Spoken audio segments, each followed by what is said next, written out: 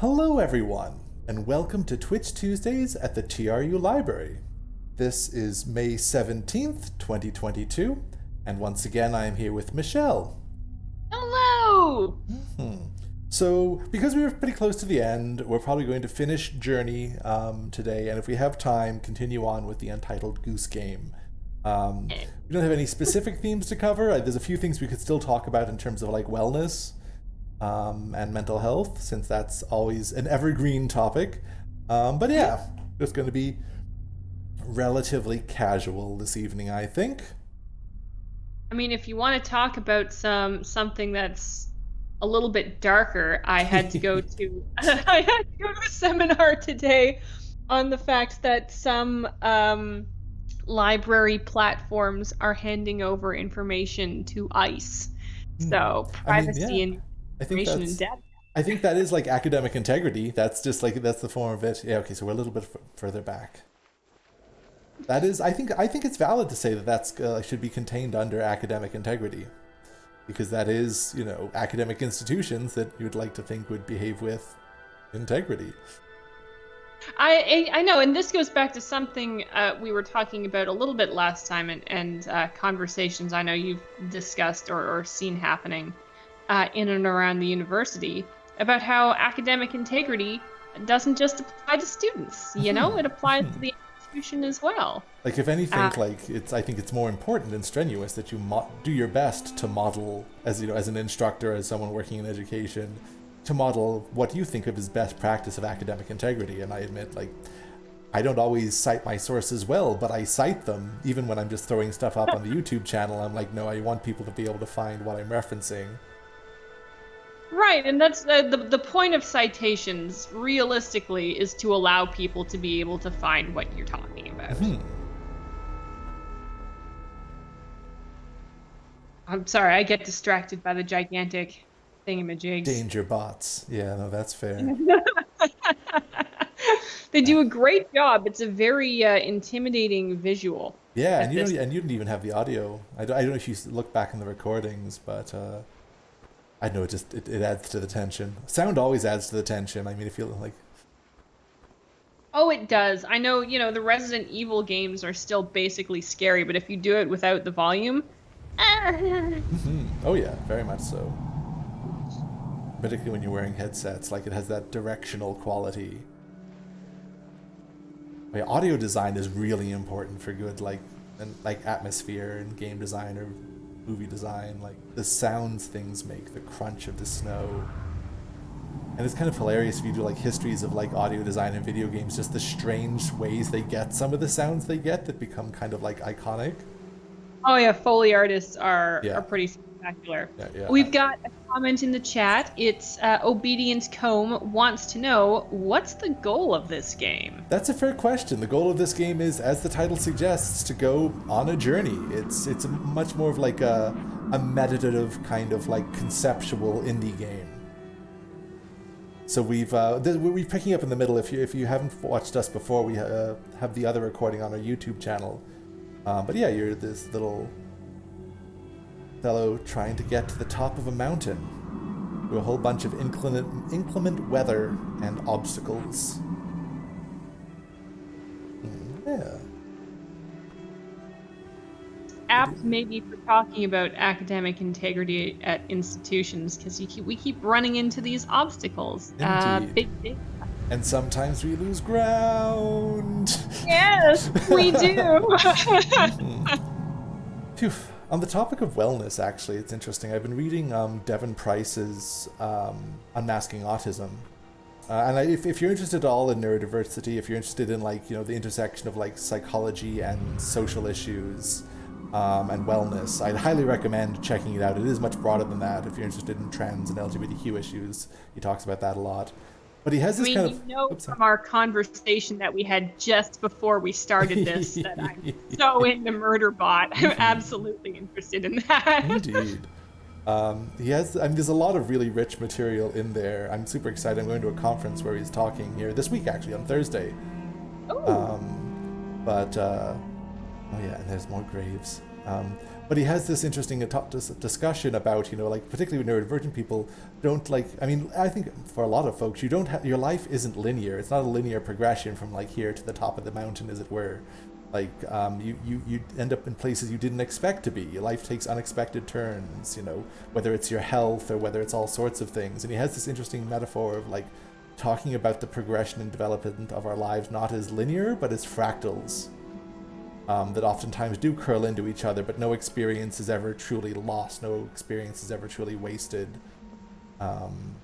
because it's part of a larger pattern. Even if we think that we're making the same mistakes over and over again, because inevitably time moves on, we're making kind of different mistakes, and like hopefully we can kind of like, maybe not in linear fashion, but still get out there, and get out of those places. I don't know, secrets. My obsessive tendency to look for secrets in every nook and cranny. Well, I think that's really important to consider. We are assisting people at university, and while I do believe in just learning for learning's sake, most people are at university is, they're hoping that it's an investment and that they'll be able to get a job on the other end. And today, the job market is just not the same as it was 30 or 50 years ago. Yeah, I mean, I feel like if anything, like kids these days, students these days are like not necessarily better off, but at least like they're getting less of the kind of like everything is fine. Well, no, I'm going to reel that back. Actually, there's a lot of everything is fine rhetoric still, but I think there's a lot more people like Michelle, you're my age, who are just like, no, everything is not fine. Oh God, no, it's not. So the expectations might be a bit different, but sorry, please continue. No, it's just it used to be you would have one either career, say let's start with job. You might work with one company for your entire career, and at some point that was normal, and it is just not normal anymore. And you might not even. I didn't have just one career myself. I was a lawyer, and now I'm a librarian who does law stuff, and it's very hard on your mental health if you expect your life to be linear in a world where it's just not how it works. Yeah. Which is a shame too, right? Because I think some of that inertia isn't just on us for like internalizing it. It's like it's on CVs, it's on resumes, it's on like trying to justify yourself to an employer. A lot of that anxiety is structural. Absolutely. I have gone through my resume before and tried to make it into a coherent narrative because that's what employers want. It's not a coherent narrative. Oh, yeah. I have had many different experiences, but you have to try to make it into this one thing and make it look like this was all a large plan. Another random friendo. Oh, just for the last stretch, it seems. That wind is blowing me all over. There we go. Oof. Oh, that last Everest peak from the last game. Yeah. This is before where it like started to like give us some grief technologically, which reminds me I need to bring up the troubleshooting thing for that, just in case. Because ever the optimist.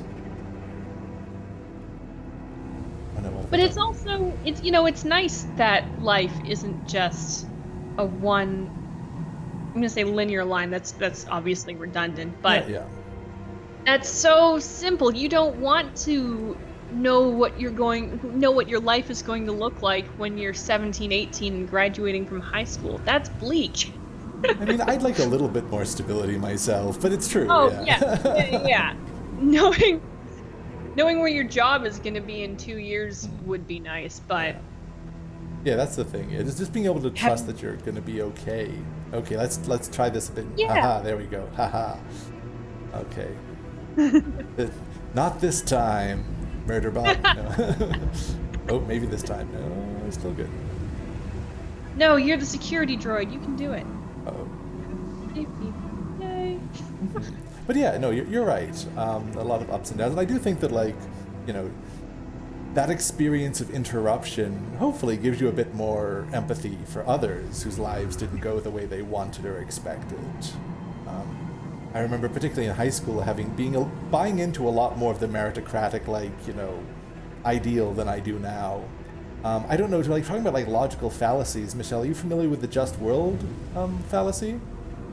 I am. It did not come up in law school, but it did come up in religious studies. Interesting. I feel like it should have come up in law school. But it really should. Oh, there is moral luck that gets discussed. So, if two people drink and drive and one of them kills someone, is that person really... That person is just morally lucky. Yeah. Who didn't. Mm-hmm. Yeah.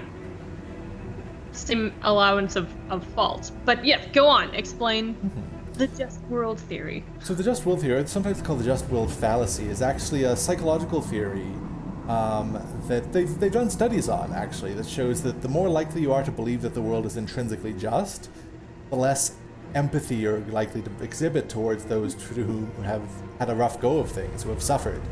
Because in a world that you think of as being intrinsically just, bad things only happen to bad people, that they should have done something different, they should have known, this and that, when actually, it's sometimes described as an attempt to kind of hold on to your sense of you're in control, because there's a great deal of security in thinking if I just do everything quote unquote right, nothing bad will ever happen to me.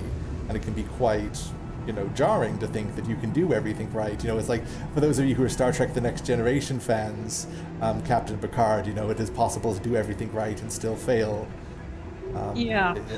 Or still lose. It's not a failing, that is life. Is a reality for a lot of people in the world. So it is kind of this one interesting, moral lesson, I guess. Not just moral, but psychological effect, generally. Generally people who believe that the world is intrinsically just, I'm intrinsically lost here, are more likely to, promote harsher penalties for breaking of laws and things, because they think that, I'd never do that. Yeah. Mm-hmm. Seeing a lot of that in the States right now. I mean, also, not just in the States.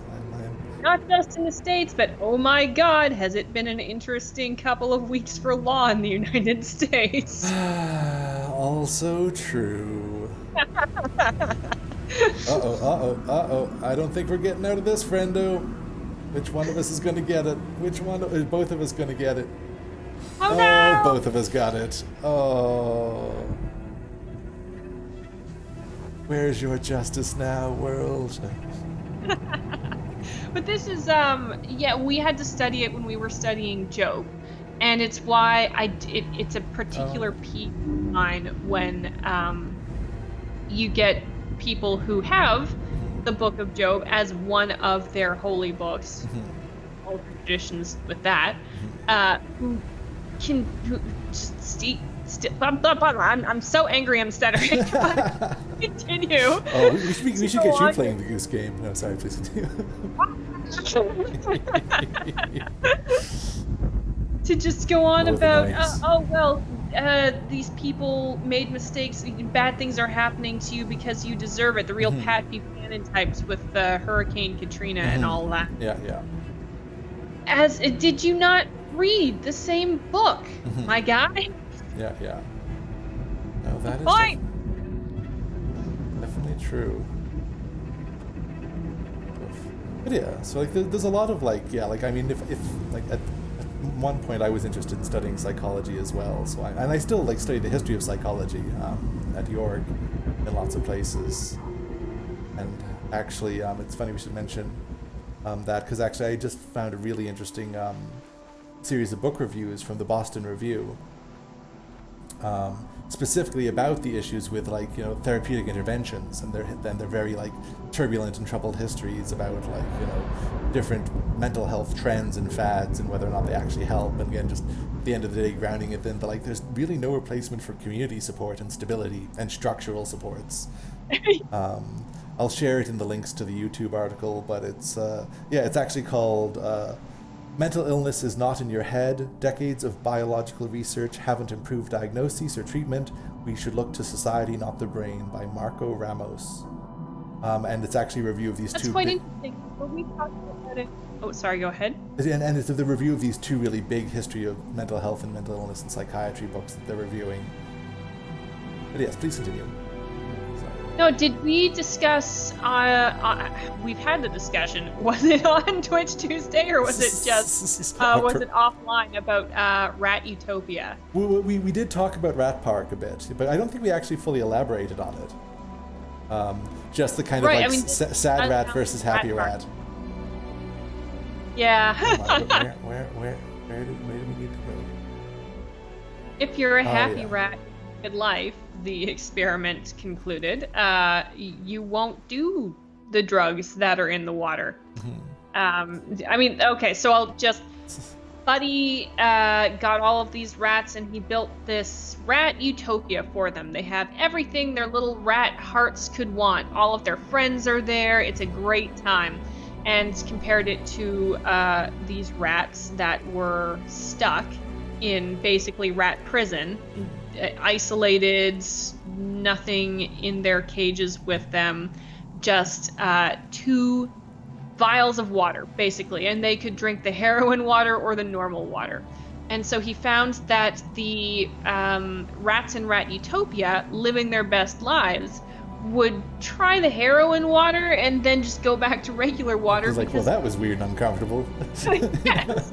Whereas the rats who were isolated and having a really bad time and had nothing to live for would just, do drugs all day. And yet we have not acted on that information. Oh yeah, like my understanding is that there's more direct correlation and causal analysis connecting drug use and like addiction issues to trauma than there is between like obesity and heart conditions. And you see one of those things discussed way more and stigmatized way more than the other. I mean, I'm not saying I should get correct. I do not think that obesity should be stigmatized. I'm just saying it's telling what our society values. Need to be clear there. We've seen that it is at least somewhat stigmatized, because going with the just world theory, I think a lot of this came out during COVID. The idea that it's with COVID, you're just going to be fine as long as you've been healthy throughout your life. If you just eat the spinach. Eat the spinach and power lift, and that'll Yes! Oh my, come on, wind. If this fails one more time. Okay, you know what? We're doing this wrong, friendo. Let's change our strategy a bit. Get behind the rock here. Okay, let's try this again. Go, go, go. Oh no, is that the wrong time? Oh, ram it! This was a lot easier last time.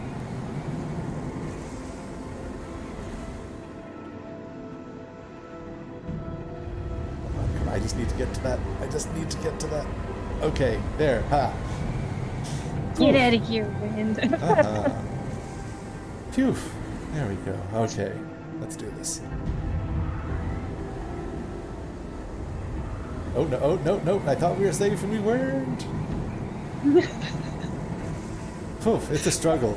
I do think that the just world theory probably did more to harm people during COVID than the ivermectin stuff. And I say that knowing someone who was put into a coma by being given the horse version of ivermectin, because there are, of course, 2 versions, and not everyone knew that when they tried to ingest it. Oh no, that's awful. Yes, but I really do think that the idea that if you were just healthy and made good choices ahead of time, you're gonna be fine, was way worse. At least in part because some people just have conditions that you're not gonna find out about until something goes wrong. Mm-hmm. And also, another friend of mine found out that she had, I think it was a hypothyroid. That's it, a thyroid. We're so close. No. Oof. Because of COVID. She got COVID. It turned out to be really terrible. She had no idea why, and she had an issue that she'd never even thought of. Oh my, yeah. And also on the information literacy front too, right? I mean, I do think information literacy skills help you parse a lot of the kind of propaganda and PR type stuff out there. But at the end of the day, like, I don't want to be like smug about someone suffering or getting ill or even possibly dying because they were misinformed by people that, you know, they or sources that they felt like they could trust. Yeah. It's like, I don't think that's... I do think that was particularly gross and came up a lot. The smugness about people who were misinformed and then got sick. Yeah. Yeah. But it is complicated because, I mean, like, you know, when it comes to, like, you know, like the sociology of belief. Oh, here we go. Our beliefs serve us far more than we could ever hope to serve our beliefs. Oftentimes what we believe is more of a function of the communities we feel like we are a part of. You know, we always say, like, use the best evidence and do this and do that, but, like, what you consider evidence, what you consider compelling, is often, you know, predicated on what kind of person you think you are and what your values are. And it's not just, you know, always a simple matter of do your research, but, like, you know, what are your epistemic or knowledge standards? What do you think of, you know, how do you think of yourself in relationship to knowledge as an entity? Where do you think knowledge comes from? These sorts of bigger kind of, like, philosophical questions. Oh my. Alright. I am the prize. I do think it's interesting, maybe only to information nerds like us, but it has been a whole philosophical issue. Like you said, it's not just, as I think it's been portrayed a lot on television, if we just get the right person on to say the right thing, it'll be fine. And I've been enjoying the fact that Jon Stewart is back with the podcast and his own show. That. Yeah. I think he's on HBO Plus, but you know, mostly I've been watching clips on YouTube. Valid. Honestly. Yeah, and listening to his podcast. But he mentions, you know, even saying the quote unquote right things, as the news has generally done. There's been this smugness that has been totally counterproductive to actually convincing people. It's never about why does this work. It's never just done in an actual educational manner. Every piece of information has been politicized, and that's not helpful. Oh, almost at my limit. Staggery little pin legs. Yo. Yeah, like, I'm really, like, I'm just, you know, full tilt on walk, and this is as fast as we're going.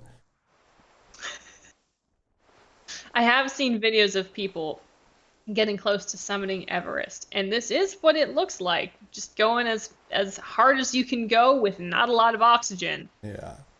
It's not peak performance. Nope. Even though you're aiming for peak performance. Oh. Oh my. Yep. All right. I'll see myself out. I was recommending, I was talking to a friend who likes the Dresden Files, and he was asking me what else I could recommend to him. And I said Pax Arcana. Pax Arcana actually is a main character I find less annoying than Harry Dresden is in the first couple of books. Oh, yeah? But also, every chapter title is a pun, I love it so much. There is a short story called Low Elf Esteem. It's my favorite.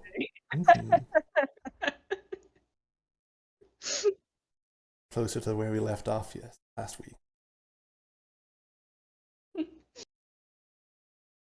Chat.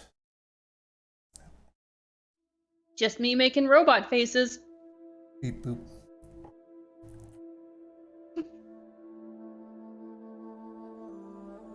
Oh, I didn't really get to see this part last time. The weird council of...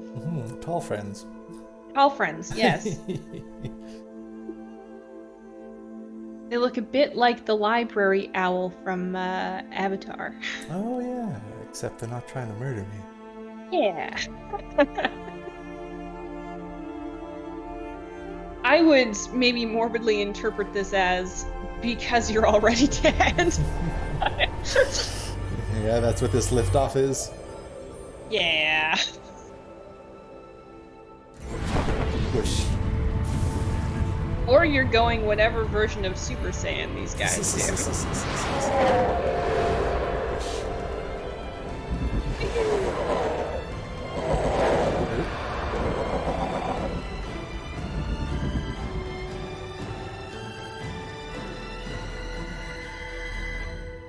So do the big scary buddies turn out to be your friends in the end? It's an interesting question because like the two scarf things kind of emerge.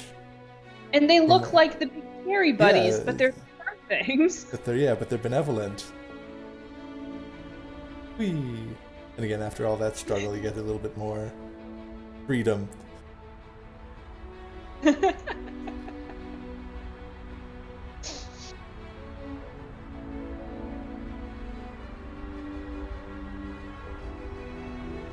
That's a very cool visual. Whoosh. Oh, yeah. Like, it's a relatively simple game, but it's also very effective. I know this is going back a bit, but, you know, it's just been bothering me since I went to this. Oh, slip slides. Yes, please continue. Found out all about, you know, the lack of academic integrity that exists with these major data collection companies, which is really what they are, even though we think of them as publishing companies. What can a library do? How do we proceed?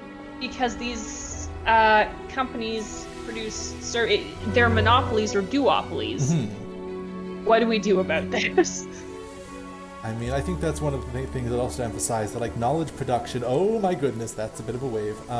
Knowledge production is not solitary, right? I mean, in the face of the kind of like, you know, enclosure of the knowledge commons, that is kind of where collective action comes in.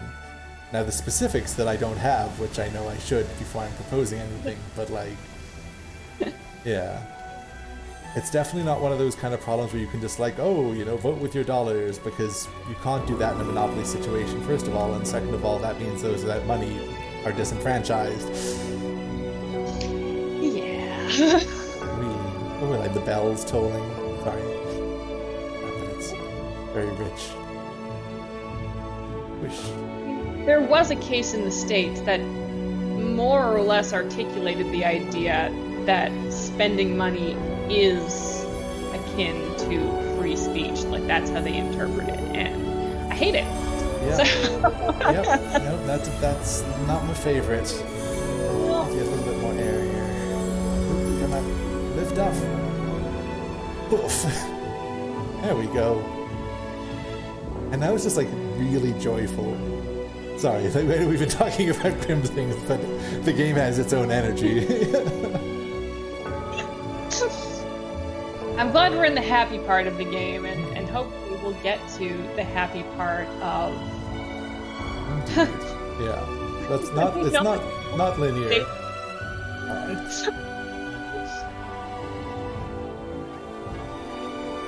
But it's truly disturbing.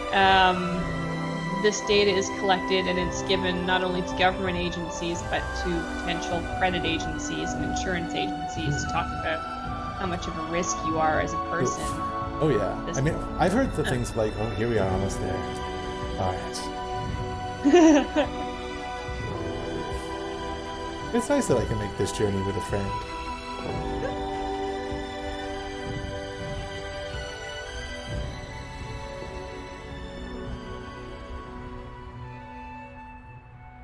I think you're dead. I think you're going up a galaxy here. Yeah.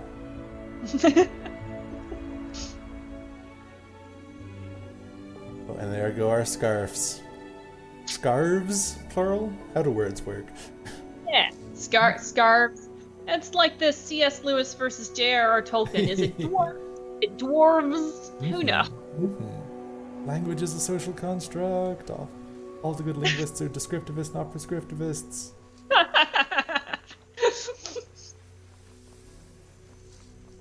Well, now it's slowing me down.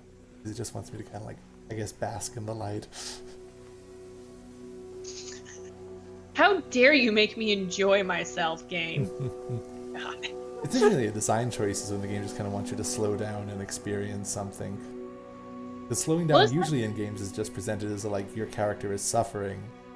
Yeah. But it's always really interesting when a game just like slows you down and says like, just take a breath. Oh look, the little stars are little soul notes. Yeah, or like snowflakes or whatnot. Yeah. Metaphor. A particularly excellent visual metaphor. And most games don't encourage you to think about game design in a positive way. You know, usually you think about game design in a game when something does not work. I mean, often that is the case, yeah. But I don't know, like, games are text like any other. I think there are a number of ones that are, like, playing around with that. But you are right, like, usually you would, like, design is one of those funny things where, like, yeah, you're usually made aware of its presence when it's not working, rather than when it is. Mm-hmm. Maybe this is a little bit...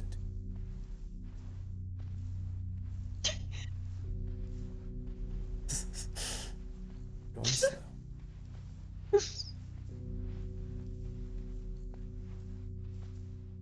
Like that point in a song that this note has been going. There are a couple of Doors songs that I would otherwise like, but goddamn, why would you?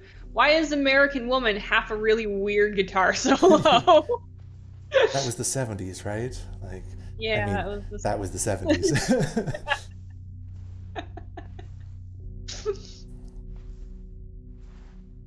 Brendo, are you the reason why I'm going slow, or am I like, is this the space I'm...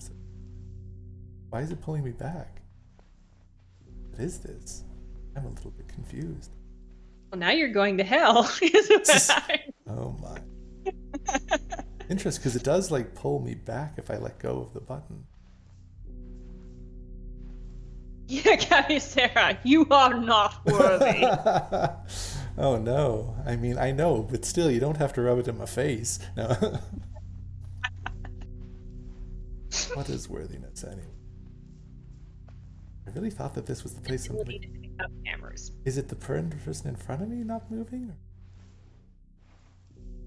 I'm a little bit confused about this friend because they have mirrored you much more closely than previous Bodhisattva friends that you've met through the game. It's true. All right, I'm gonna like let this pull me back and see where it takes me, because I thought that was it.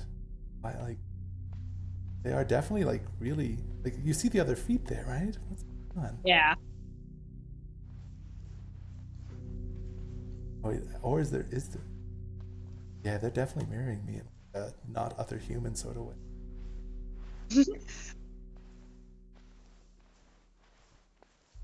What is this?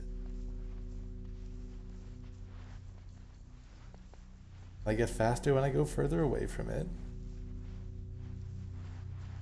Cabby Sarah says, didn't know there were bots in this game. I didn't know either. Bodhisattvas? Oh.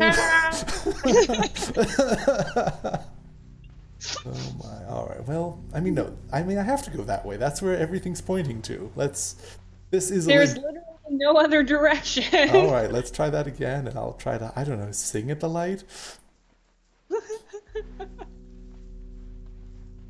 Because it is really hard to like move, and like if I let go, it does like slowly pull me back. I don't know. Getting very strange Jacob wrestling a stranger in a river vibes. Yeah, and like that other player definitely does seem to be more like my shadow. Yeah, this isn't normal. What is going on? I came here to have a good time, and I all of a sudden having a spiritual experience now.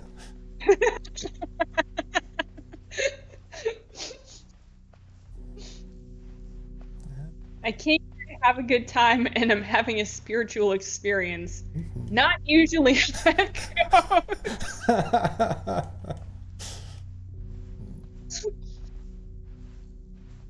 Unless something goes horribly awry, and you know, here we are. I'm curious because, like, yeah, then it's like, it's not. Obedient Poem asks, "Is this a multiplayer game?"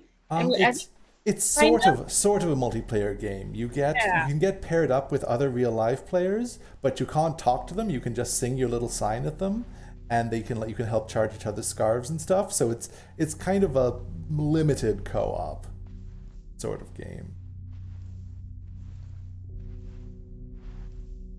Try singing angrily at them. Oh, my singing is lost in the light. Oh no! What is this? Why am I... I guess I am denied Nirvana. I don't remember the game going this way. You have to go to purgatory forever. I'm just gonna keep pushing forward a little bit longer, but like philosophy discussions. That's what happened. We had too many philosophy discussions, and now we hang out with Dante. It's the good place all over again. Spoilers, I guess. Alright, yeah, I'm not going forward anymore. And this does look like the end. That looks like a bright spot. It looks like you're just being blocked at the very last moment. Possibly by my shadow? Oh. This does feel like a metaphor. Come on. No, I'm not making... Have you made it this far before? I remember I beat the game back in like 2014 or 13 when the Earth was young, but that was a long time ago now, and I forget, because like I thought, unless they've changed it, I thought I just walk into the light. Now I'm right confused, because yeah, not letting me go, and unless that's what maybe it's not a friendly bodhisattva, maybe it's a malicious bodhisattva. Alright, well, I'm gonna try to go backwards and see what happens, because an anti-sattva where you just try to prevent people from entering nirvana. Yeah, the thing about a restart Cabecera is it'll send me back to the last checkpoint I was at, so I'd have to do all of this over again. I think if I can't proceed, yeah, thanks, Michelle. I think if I can't proceed, I might just go straight to the duck game or the goose game, which perhaps explains where geese come from. Thwarted souls. I mean, we would be embracing the spirit of a game called Journey if in the end we did not reach the destination.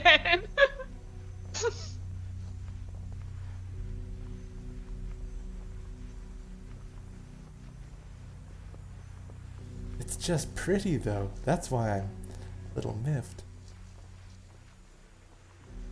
Okay, store. Don't worry, guys. I'm on the Wikipedia page. Botti-SUS. Yeah, Cabecera. Yeah. These little guys do kind of have a like Among Us kind of like spaceman vibe about them. Okay, 6 of the white-robed figures appear before the character and grant the traveler new energy, allowing the player to reach the summit of the mountain and walk into the crevice as the screen fills with white. The player is then shown the game's credits, playing over the ending cinematic scene. Yeah. I mean, I can just tell you guys how it ends. The scene is supposed to show a shooting star. One second, I'm going to try one more time to like make it to the light. Because, yeah, I think that shadow is actually in my way. Did we commit great sins during this game? I mean, I know I did. I don't know about you. Not actively while we were here. Oh, okay. Cabecera says might need a restart. Botti-SUS. Yeah. Absolutely. Love it. And Cabecera also says, aren't you supposed to be alone in the finale? So, yeah, this seems like a glitch. Yeah, because, like, yeah, I think that... Look, you guys have the same soul note. Yeah, so, like, we don't have the same note, I don't think. We are seeing it at the exact same time. So I think that they are kind of like... I think it's the same note. No, it's not the same note. See, the symbols are different. Oh, no, you're right. It is different. But they are definitely, like, yeah, they're not a real person.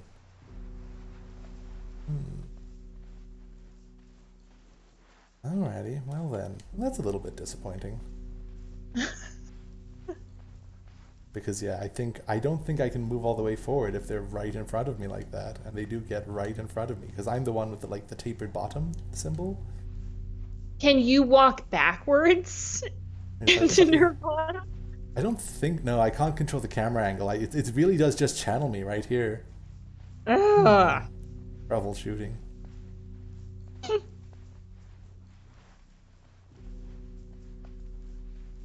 I, would would someone make a bot that would just follow you to thwart you at the very end of this game? Is I that? mean, I guess that is something that people do yes. sometimes. Let's Yeah. let's talk about the just world fallacy some more. No. We were just discussing that. This seems very appropriate, actually. Yeah. And just to stress about the just world, it doesn't mean that there's no point to anything or that there's no point in trying. It's more of like a point of empathy that like just because you've had it better doesn't mean you're an intrinsically better person, and those who've had it worse, are worthy of support. I mean, even Aristotle. Every time I bring up Aristotle, I say something to the effect of, "I hate Aristotle, but," because he really did have a lot of great ideas, but boy, he had some stinkers. And it's not always his fault. It's the fact that people chose to believe in Yeah. his ideas and not try to evolve past them for 2,000 years. Yeah, I am blocked. But even Aristotle. Um, Oh. said something to the effect of in his book on ethics, you're not better because you were in a less challenging situation, Mm-hmm. right? Mm-hmm. Like you could end up in a situation where you have to choose steal or die, and just because you've never been in that situation and you've never stolen doesn't make you Mm-hmm. better than the person who had to make a harder choice than you. Yeah. I think I'm going to make the choice to call it here, folks, for this. Oof, hello again. Yeah, well, just because I like the things being kind of tidy, I decided to make it back to the end of the game after Michelle and I called it wraps for the night, just to give you a more rounded, complete experience of the journey.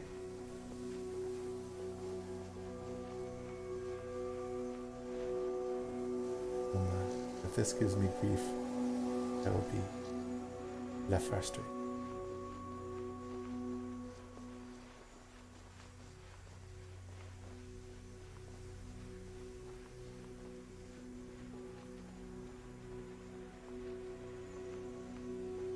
This time there is no ominous doppelganger preventing me from proceeding.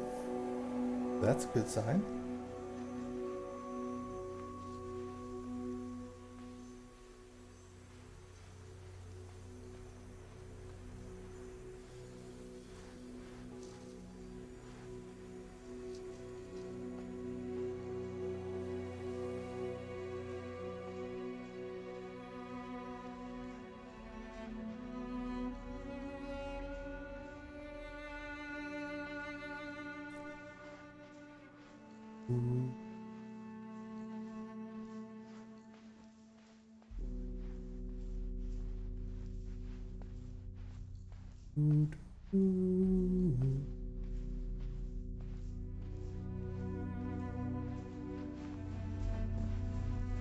How can we finally?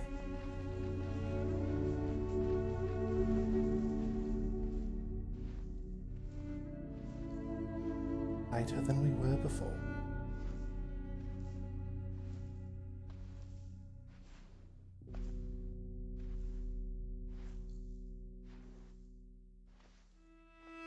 So.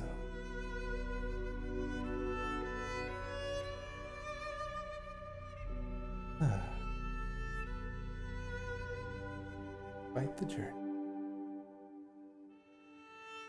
Indeed.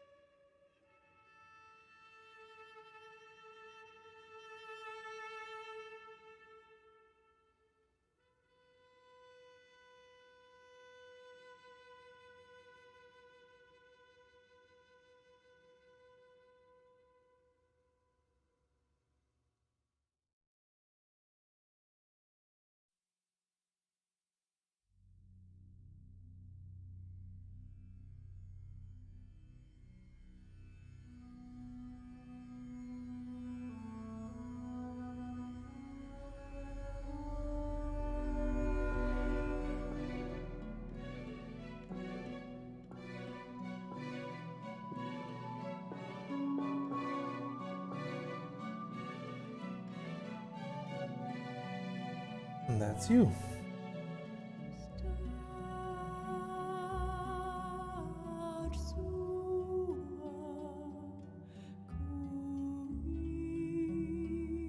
Going back to all the places you've been before.